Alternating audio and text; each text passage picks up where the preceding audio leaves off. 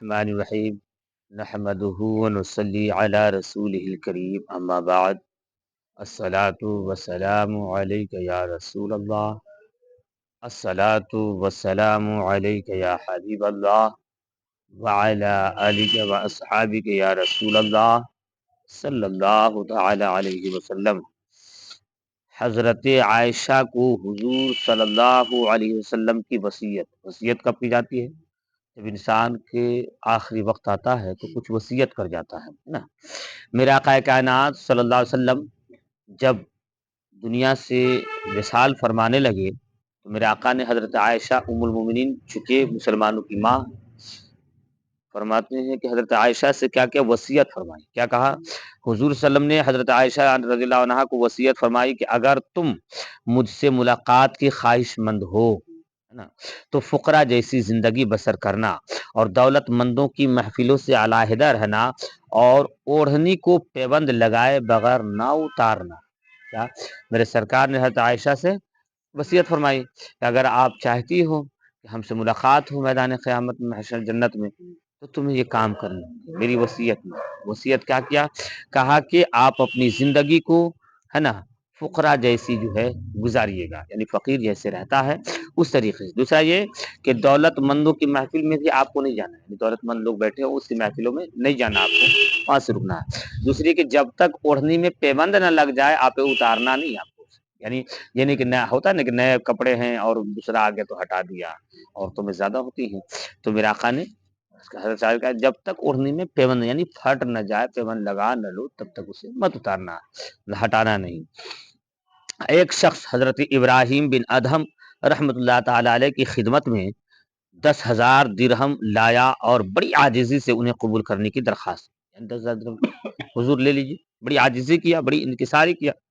آپ نے انکار کر دیا اور فرمایا کہ تم 10,000 درہم کے بدلے فقراء کے دفتر سے میرا نام کٹانا چاہتے ہو، بخدا میں ایسا کبھی نہیں کروں گا۔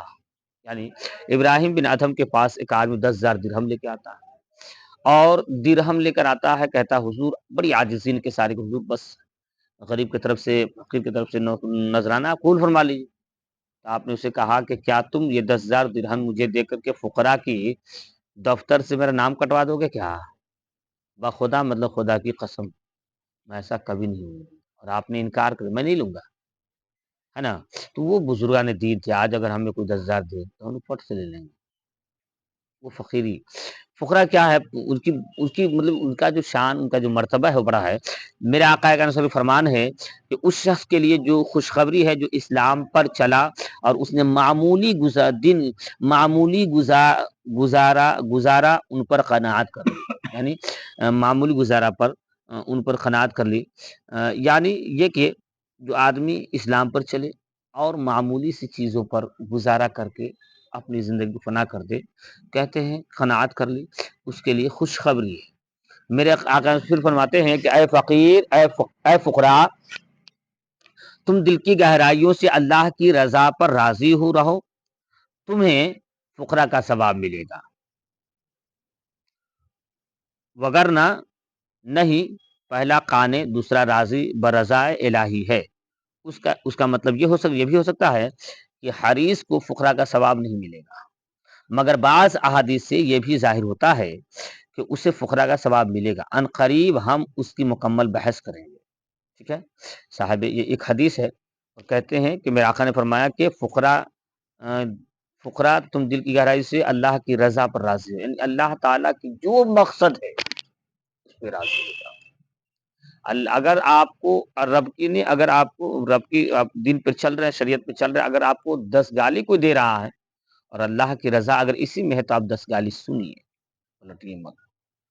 اگر آپ 4 دن بھوکے رہ رہے ہیں، اللہ کی رضا اسی میں ہے تو آپ رہیے۔ بابا فرید گنج شکر کا جو تھا مجاہدہ تھا، تو آپ کا جو شکر، جو گنج شکر کا گنج شکر کا مطلب گنج مطلب خزانہ، شکر کا مطلب شکر چینی۔ آپ کو جب مجاہدہ میں تھے آپ، تو آپ کے ہاں سلسلے چشت میں روزہ بڑے لمبے سولے رکھتے ہیں۔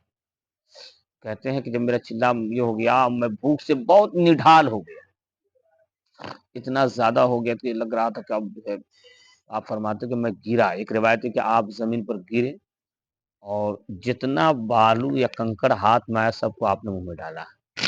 کیا؟ سب کو اٹھا کے منہ میں ڈالا. اللہ نے اسے شکر بنا دیا. سبحان اللہ. اس دن سے آپ کا نام گنج شکر ہوا. نام کیا؟ فرید الدین آپ کا نام. ایک اور بھی روایت ہے کہ آپ جس جگہ پہ ہاتھ لگائے تو پورا علاقہ جو شکر کا ہو گیا تھا. خیر یہ روایت بہرحال کہتے ہیں ایک تو یہ کہ اور اگر تمہیں راضی وغیرہ اگر آپ ایسا نہیں کرتے تو کیا پہلا کان ہے دوسرا راضہ برضا ہے. اس کا مطلب کہتے ہیں کہ کچھ لوگ ایسے کہ حریص کو فقرا کا ثواب نہیں، حریص مطلب لالچی ہوتا ہے، لالچی کو فقرا کا ثواب نہیں ملے، مگر بعض آدمی سے کہتے ہیں کہ یہ بھی ظاہر ہوتا ہے اور پھر کہتے ہیں کہ اس کا ثواب فقیر کو جیسا ملے گا، لیکن اس کا بحث ہم آگے کریں گے. اب یہاں دکھتے ہیں کہ شاید عدم رضا سے یہ مراد ہے کہ وہ اللہ تعالیٰ کے اس مال سے روک لینے کو برا سمجھتا ہے، اور بہت سے طالب دنیا ایسے ہیں جو دل میں کبھی بھی اللہ تعالیٰ کا منکر ہونا پسند نہیں کرتے، لہٰذا ان کی طلب میں کوئی برائی نہیں، لیکن اول ذکر بات اعمال کو تباہ کر دیتی ہے جس میں اللہ تعالیٰ کی دولت نہ دینے کو برا سمجھا جاتا ہے. یعنی کہتے ہیں کہ آدمی شاید یہ کہتے ہیں کہ اللہ تعالیٰ اگر مال کو روک لے اور اسے لوگ برا سمجھے، یعنی اللہ نے اگر آپ کو غربتی دی اور یہ سمجھتے کہ اللہ تعالیٰ نے میرے ساتھ بہت ظلم کیا، یا اللہ تعالیٰ ہم اتنی عبادت کرتے ہیں، ریاضت کرتے ہیں، سچ بولتے ہیں، نمازیں پڑھتے، پھر بھی اللہ ہمیں کیوں پریشان رکھتا ہے، اگر اس بات پر اگر آپ یہ کام کر رہے ہیں تو کہتے ہیں کہ یہ برا کیا آپ نے. اور طالب دنیا ایسے بھی لوگ ہوتے ہیں جس کا کہ ایسے صرف وہ کیا کہتے ہیں کبھی بھی اللہ کا ممکن ہے، مطلب مال آ رہا کوئی بات نہیں، وہ مال آ رہا ہے نا، لیکن وہ ہمیشہ اللہ کی یاد میں دل میں بسائے رہتے ہیں اور منکر خدا نہیں ہوتے، خدا کی یاد سے جو ہے وہ بھولتے نہیں. ایسے لوگوں کے بارے میں کہا کہ ویسا مال طلب کرنا کوئی برائی کی بات نہیں ہے. اول ذکر جو کہتے ہیں وہ بات اعمال کو تباہ کر دیتی ہے، اور اللہ تعالیٰ جسے دولت نہ دے اس کو برا سمجھنا بھی یہ برائی ہے. تو اگر کوئی آدمی جیسے عثمان غنی رضی اللہ تعالیٰ کیا تھے، آپ کے پاس خزانہ تھا تو آپ نے لیکن صرف کیا کیا، آپ نے ہمیشہ خدا کا اور رسول کا ذہن بات رکھی، اور دولت تھی تو فی سبیل اللہ رکھا، جب دن میں ضرورت آئی سیدھا خرچ کیا. اس طریقے سے دیگر اور بھی صحابہ ہے، تابعین ہے، اور وہ سب لوگ ہیں.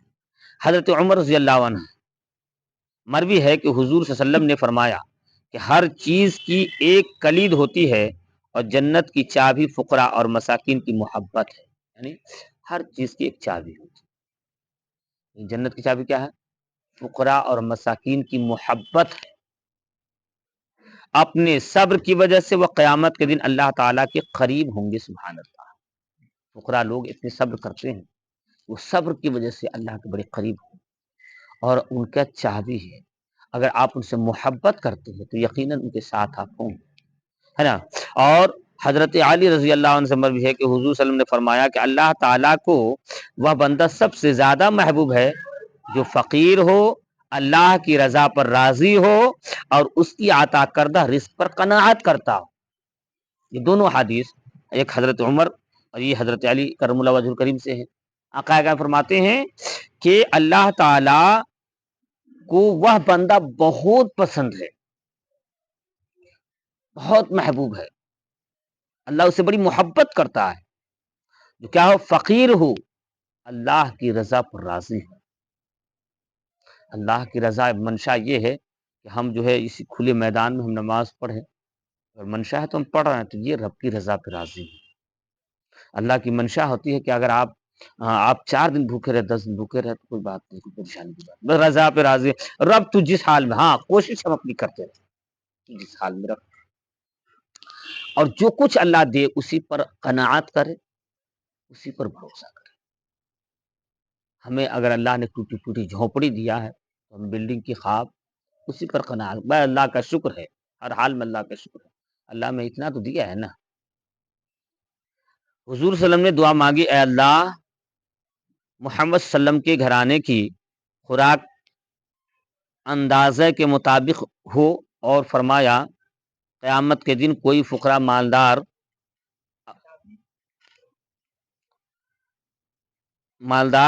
ایسا نہیں ہوگا جو یہ تمنا نہ کرے گا کہ مجھے دنیا میں خوراک کے مطابق ہی رزق دیا جاتا. یعنی حضور صلی اللہ علیہ وسلم نے ایک دعا مانگی تھی، کیا دعا کیا مانگی تھی؟ اے اللہ تعالی میرے گھر والوں کو اتنا ہی رزق عطا فرما جتنا سے اس کی خوراک مکمل ہو جائے۔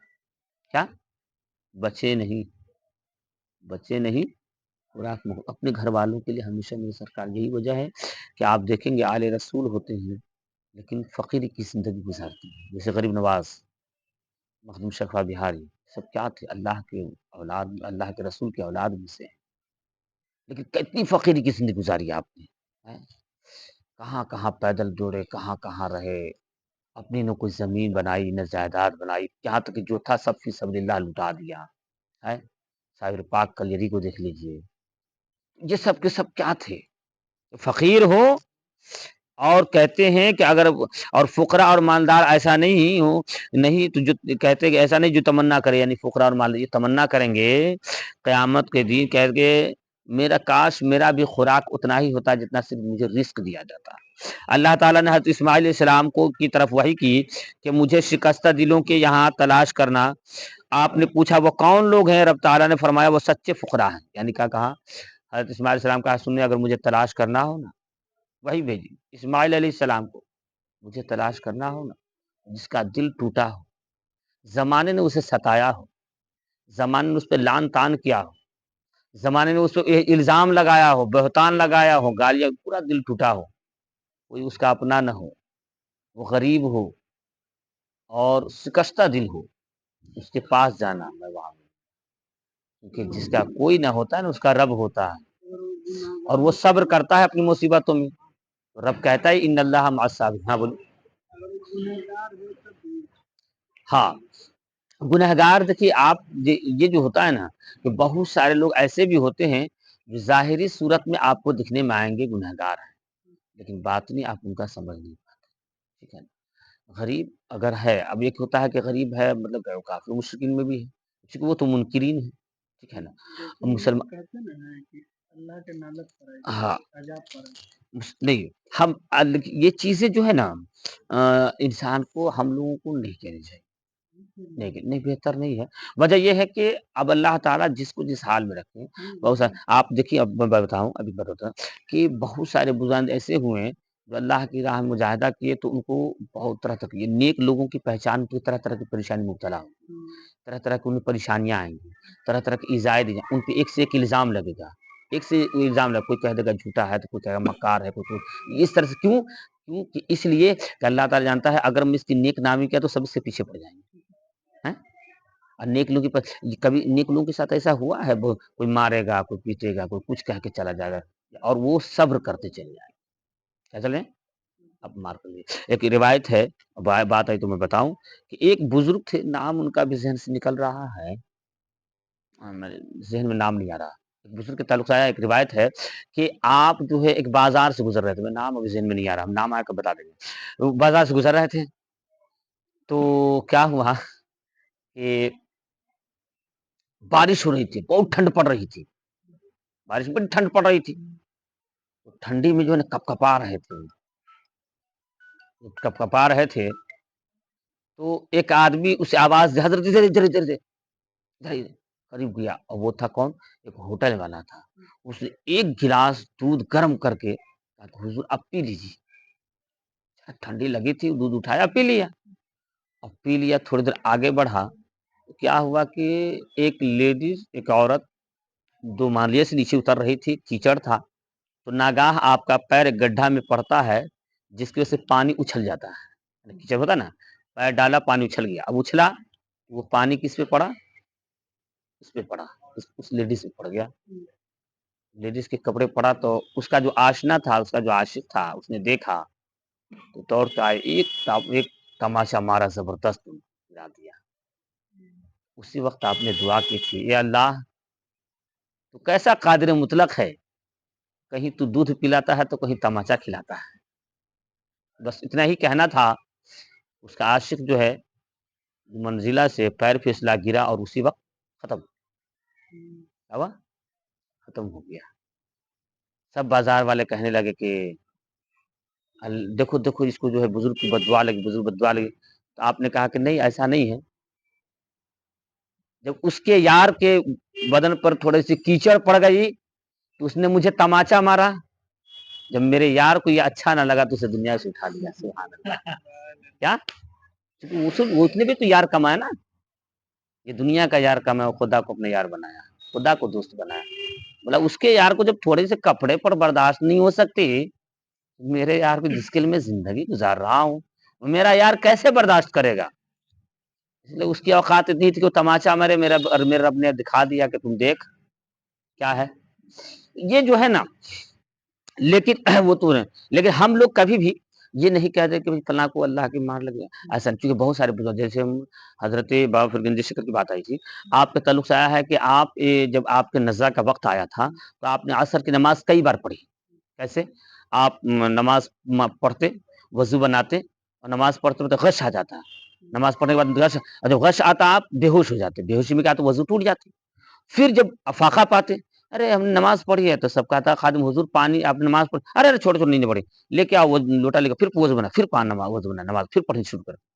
پھر دوسری بار یہی ہوا, پھر یعنی اس طرح 3-4 بار آپ نے عصر کی نماز پڑھی. اب کوئی کیا کہے گا, جو دشمن ہو بہت حسد والا کیا کہے گا, ارے وہ دیکھو آخری وقت میں ایسا. لیکن نہیں, یہی سے کہ دیکھیے وہ اللہ تعالیٰ سے کتنا رضا تھا, راضی تھا رب کی رضا پر, کہ غش کے عالم سے جب باہر ہوتے تھے نا تو نماز کے وقت میں نماز کا خیال کرتے تھے. اللہ اللہ, نماز کا خیال کرتے تھے اور غش میں, اور جب وضو تو پھر وضو بنایا بھی کرتے تھے. یہ ان کا معاملہ تھا, اور وہ چاہتے تھے کہ بھئی اس کم سے کم آخری وقت میں رب کی ملاقات ہو جائے. یہ جو ہے نا ہم لوگ اس لیے کہہ سکتے ہیں, اس لیے نیک لوگوں کے ساتھ ایسا ہوا ہے. نیک لوگوں کے ساتھ ایک سے ایک الزام لگے ہیں. نیک لوگ, حضور صلی اللہ علیہ وسلم کو کیا نہیں لوگوں نے کہا, سب سے پہلے تو مجنو کہا. کیا مان لیا ہم چلتے پھرتے ہوئے تم پاگل ہو گئے ہو. ارے کوئی اپنا آدمی اگر آپ کے گھر والا آ گئے میرا بھتیجا پاگل ہے, کتنا خراب لگتا ہے. آپ کہیں قوم سے خطاب کر رہے ہو, قوم آپ کی عزت کر رہی ہے, سہولت کر رہے, مطلب یہاں مان لیا ہم تقریر کر رہے ہیں, اگر میرا چچا یہیں پر آ کے کہے یہ ارے ایک نمبر کا چور بےایمان چٹا ہے, پاگل ہے, تو اس وقت مجھے کیسا لگے گا. میرے آقا جب تقریر کرتے تھے تو آپ کا اپنا چچا ابو لہب پیچھے سے جاتا, دامن تھا, سنو یہ میرا بھتیجا ہے, ارے پاگل اس کے پیچھے پڑے ہو, معاذ اللہ ثم معاذ اللہ. کتنا خراب لگتا ہوگا آپ. آپ کے خاندان والے لوگ نا مخالفت کرنی شروع کرتی تھی. ابو جہل کون تھا, ابو لہب کون تھا, اس کے باوجود ڈر کے مقابلہ کیا.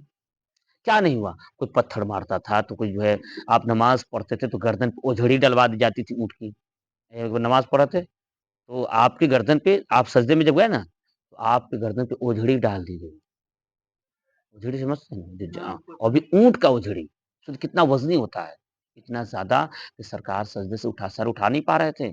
حضرت عائشہ چھوٹی, حضرت فاطمہ چھوٹی تھی, وہ دوڑی آئی اور بڑی کوشش سے اس کو ہٹائی, اور ہٹانے کے بعد جو ہے ان کے ذہن میں کیا آیا, آپ چاہتی تھی کہ بد دعا کر دے.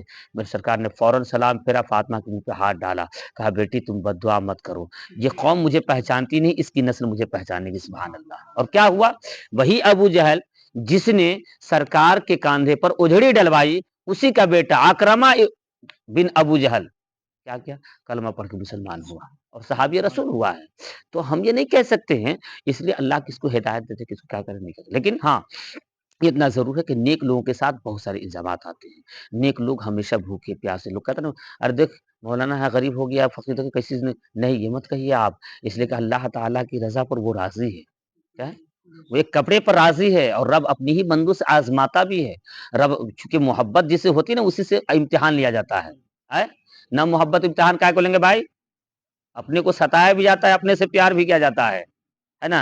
ابراہیم علیہ السلام کیا آگ میں کود گیا, کہا بیٹے کو ذبح کر دیے, لیکن جب بات آئی تھی وہ کیا نمرود کی, تو کیا ہوا, نمرود کا جب نمرود کے بعد بہت زیادہ نمرود سے چڑھ گیا, تو کہا ابراہیم آپ گھبرائیے نہیں, آپ کی توہین کرتا ہے, دیکھیں اسے کیا حال کرتے ہیں.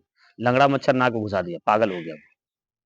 لنگڑا مچھر ناک میں پاگل, اور اتنا زیادہ کہ سر پٹک کے لاسٹ میں کیسے مرا وہ, 1700 سال زندہ رہا, کبھی سر میں درد بھی نہ ہوا.